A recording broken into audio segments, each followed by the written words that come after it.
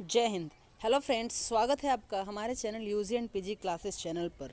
आज की इस वीडियो में हम बात करेंगे अर्थ के बारे में, बहुत इम्पॉर्टेंट जीक के। ठीक है, और इसमें क्या क्या होगा, ये पार्ट 2 है। अगर आप पार्ट 1 नहीं देखे हैं तो उसका लिंक डिस्क्रिप्शन में दिया जा चुका है। इस वीडियो का लिंक डिस्क्रिप्शन में दिया जा चुका है और लिंक कमेंट बॉक्स में भी दिया जा चुका है, पार्ट 1 और पार्ट 2 दोनों वीडियो का। ठीक है, तो आप कहीं से भी उसको देख सकते हैं। ओके, तो ये पार्ट 2 है और इसमें मैं आपको लास्ट में क्वेश्चन भी दूंगा और उस क्वेश्चन के आंसर आपको कमेंट बॉक्स में लिखना है। इस वीडियो को अगर आप अच्छे से देखिएगा तो उस आंसर को आप खुद कर सकते हैं। ठीक है, तो चलिए स्टार्ट करते हैं। ये पार्ट 2 है, हम आपको बता चुके हैं। ठीक है, चंद्रमा पर पाए जाने वाले चट्टानों में किस धातु की अधिकता या मात्रा सबसे अधिक होती है? तो चंद्रमा पर पाए जाने वाले चट्टानों में टाइटेनिक धातु सबसे अधिक मात्रा में होती है। नेक्स्ट क्वेश्चन की बात किया जाए तो 22 नंबर क्वेश्चन, पृथ्वी से चंद्रमा का कितना प्रतिशत भाग दिखाई देता है? तो पृथ्वी पर से, जहां आप लोग रहते हैं, हम सब जहां रहते हैं, पृथ्वी पर से चंद्रमा का 57% भाग दिखाई देता है, यानी 57% भाग दिखाई देता है। ठीक है, तो ये 57 को 57 बोलते हैं हिंदी में। नेक्स्ट, चंद्रमा धरती की परिक्रमा एवं घूर्णन कितने दिनों में करता है? तो चंद्रमा की बात किया जा रहा है। सबका घूर्णन गति अलग अलग होता है, बट यहाँ पर चंद्रमा की बात किया जा रहा है और ये धरती का। ठीक है, अभी अभी और भी ज्योग्राफी से क्वेश्चन लाया जाएगा, जिसमें कि पूरे सौर परिवार के बारे में लाया जाएगा और अलग अलग सब ग्रह उपग्रह के बारे में भी अलग अलग फैक्ट लाए जाएंगे, तो बिल्कुल जुड़े रहिए। ठीक है, तो ये चंद्रमा किसका, चंद्रमा धरती की परिक्रमा एवं घूर्णन कितने दिनों में करता है? तो 27 दिन 8 घंटे लगते हैं चंद्रमा को धरती का परिक्रमण करने में। ठीक है, इसके बाद देखते हैं चंद्रमा का सबसे ऊंचा पर्वत कौन सा है? चंद्रमा का सबसे ऊंचा पर्वत कौन सा है? तो ये है आपका लिम्बनीड्स पर्वत। ठीक है, लिम्बनीड्स पर्वत जो है वो चंद्रमा का सबसे ऊंचा पर्वत है। नेक्स्ट क्वेश्चन की बात किया जाए 25 नंबर क्वेश्चन, चंद्रमा पर सबसे पहले पहुंचने वाले अंतरिक्ष यात्री कौन थे? तो चंद्रमा पर जो थे वो सबसे पहले पहुंचे थे नील आर्मस्ट्रांग और सर एडविन एल्ड्रिन। ठीक है, सर एडविन एल्ड्रिन पहुंचे थे और नील आर्मस्ट्रांग पहुंचे थे। सबसे पहले नील आर्मस्ट्रांग पहुंचे थे। ठीक है, नेक्स्ट, चंद्रमा पर कब अंतरिक्ष यात्रियों ने पहुंचने में सफलता पाई? तो चंद्रमा पर इन्होंने 21 जुलाई 1969 ईस्वी को पहुंचने में सफलता पा लिए थे। ठीक है, 21 जुलाई 1969 को। नेक्स्ट है, चंद्रमा पर पहली बार पहुंचने वाले अंतरिक्ष यात्री किस यान से गए थे? तो ये तो आपको पता होगा, अपोलो 11 से गए थे। ठीक है, अपोलो 11 या अपोलो 11 बोल सकते हैं। अब देखिए अगला क्वेश्चन, प्रकाश चक्र क्या है? तो प्रकाश चक्र किसे कहेंगे, क्या है उसको देखिए।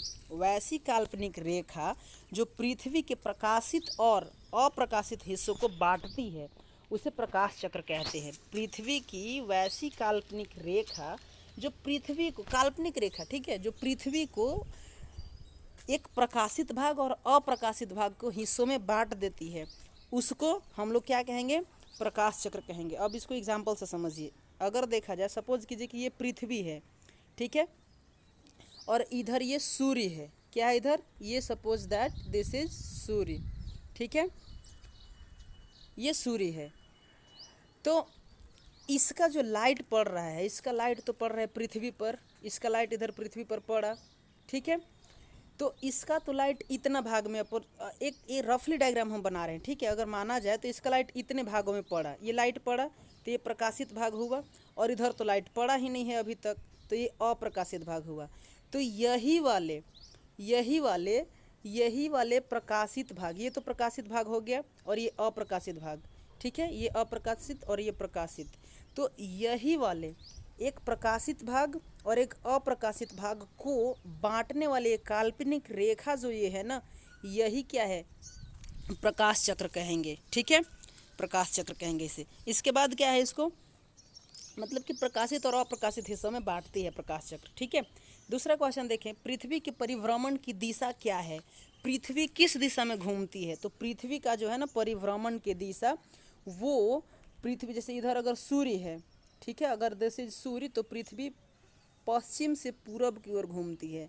पृथ्वी पश्चिम से पूरब की ओर घूमती है। ठीक है, इसके बाद देखा जाए तो नेक्स्ट क्या है, जिस कक्षा में पृथ्वी सूर्य की परिक्रमा करती है उसे क्या कहते हैं? जिस कक्षा में पृथ्वी किसकी परिक्रमा करेगी? सूर्य की परिक्रमा करेगी, तो उसे क्या कहेंगे? दीर्घवृत्तीय कहेंगे। ठीक है, दीर्घवृत्तीय।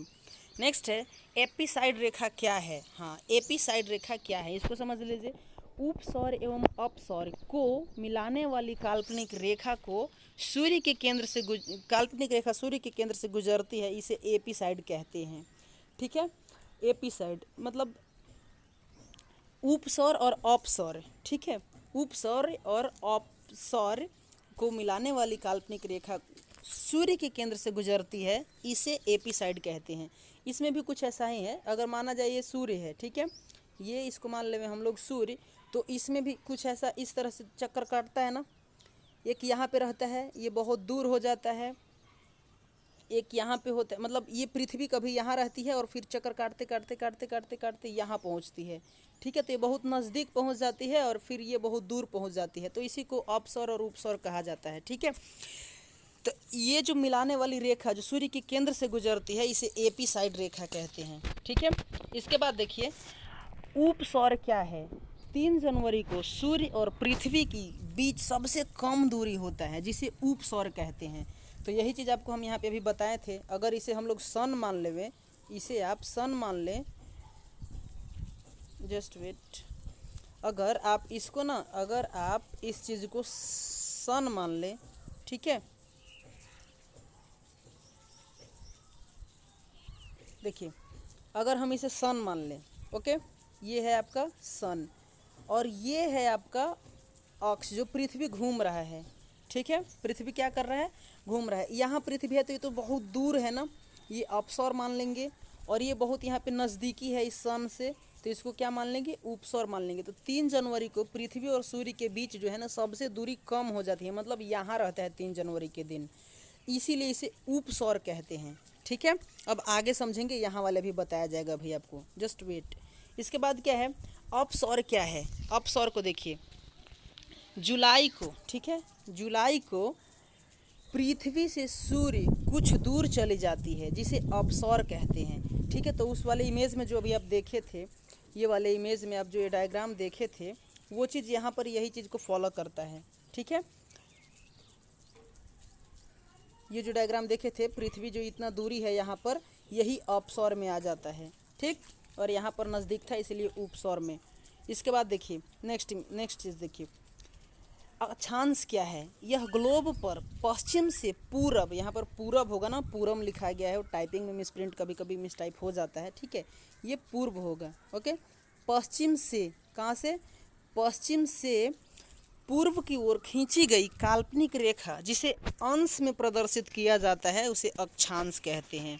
ठीक है, अक्षांश किसे कहते हैं? जो ग्लोब होता है, ग्लोब पर पश्चिम से पूरब की ओर जो रेखा खींची गई होती है, जैसे suppose that this is globe, ठीक है, और इसमें जो ये रेखा ऐसे खींचा गया है, ये रेखा ऐसे खींचा गया है, ठीक है, ये रेखा ऐसे खींचा गया है, सब क्या है? ये अक्षांश है।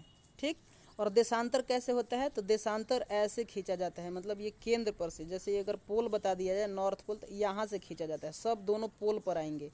ठीक है, यहाँ से इधर, ये देशांतर होता है। ओके, आप समझ गए, ये अक्षांश है और ये देशांतर है। ठीक है, इसके बाद देखते हैं, इसके बाद किस रेखा को शून्य अंश की स्थिति माना जाता है?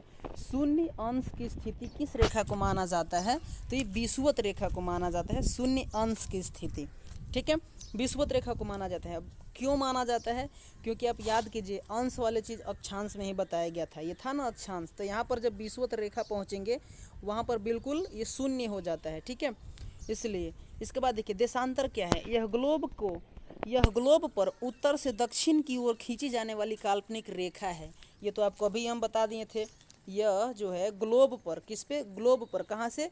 उत्तर से दक्षिण की ओर, उत्तर से दक्षिण की ओर। ठीक है, उत्तर से दक्षिण की ओर खींची जाने वाली काल्पनिक रेखा है, जिसे हम लोग क्या कहते हैं? देशांतर कहते हैं। ठीक है, इसके बाद देखिए ये है। ओके, इसके बाद देखिए question number 37। Okay, question number 37, किसी स्थान का समय ज्ञात किन रेखाओं के आधार पर किया जाता है? तो किसी भी स्थान का समय जो ज्ञात करना होगा ना, टाइम ज्ञात करना होगा, तो वो हमेशा देशांतर के आधार पर ज्ञात किया जाएगा, इसी देशांतर के आधार पर।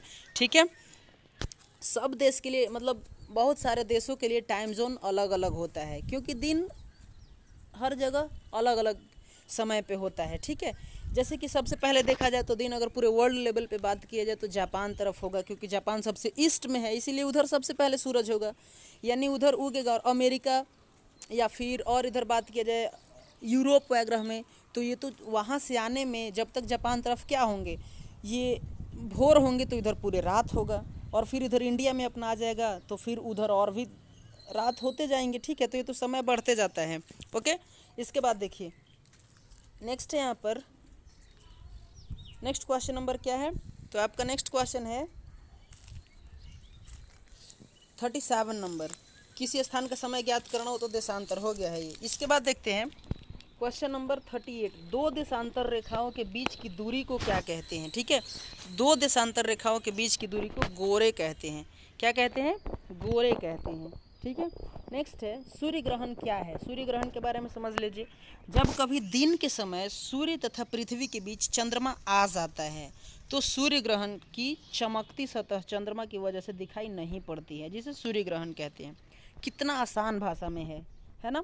सूर्य ग्रहण क्या है, तो जब कभी भी दिन के समय, कब? दिन के समय में जब कभी भी सूर्य तथा पृथ्वी के बीच में चंद्रमा आ जाती है, सूर्य तथा पृथ्वी के बीच में चंद्रमा आ जाएगी दिन में, इसकी वजह से ना सूर्य की जो चमकती सतह है ना चंद्रमा की वजह से दिखाई नहीं पड़ता है, जिसे सूर्य ग्रहण कहते हैं। इसके बाद देखते हैं 40 नंबर क्वेश्चन। ठीक है, पूर्ण सूर्य ग्रहण किस दिन होता है, तो पूर्ण सूर्य ग्रहण जो है ना अमावस्या के दिन होता है।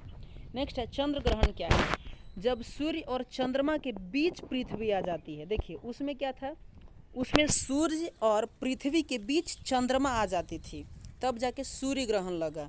ठीक है, सूर्य और पृथ्वी के बीच चंद्रमा आ गई थी तब जाके सूर्य ग्रहण लगा था। ओके, और अब चंद्र ग्रहण क्या है, जब सूर्य और चंद्रमा के बीच में पृथ्वी आ जाती है तो सूर्य का पूरा रोशनी चंद्रमा पर नहीं पड़ती है, जिसे चंद्र ग्रहण कहते हैं। ठीक है, पूर्ण चंद्र ग्रहण किस दिन लगता है, तो पूर्ण चंद्र ग्रहण पूर्णिमा की रात को लगता है या दिन को। कल भी, जैसे कल ही तो पूर्णिमा था ना, कल भी लगा था सूर्य ग्रहण, अरे सॉरी चंद्र ग्रहण। ठीक है, इसके बाद क्या है, अंतर्राष्ट्रीय तिथि रेखा क्या है। अब अंतर्राष्ट्रीय तिथि रेखा को समझ लीजिए, इसके बाद आपको चैलेंज मिलेंगे। ठीक है, ये लास्ट क्वेश्चन है इसका, चैलेंज को याद रखिएगा। अगर आप क्वेश्चन ठीक से किए होंगे, वीडियो ठीक से देखे होंगे तो जरूर आप बना लीजिएगा। अंतर्राष्ट्रीय तिथि रेखा क्या है, तो 180 डिग्री देशांतर को अंतर्राष्ट्रीय तिथि रेखा कहते हैं।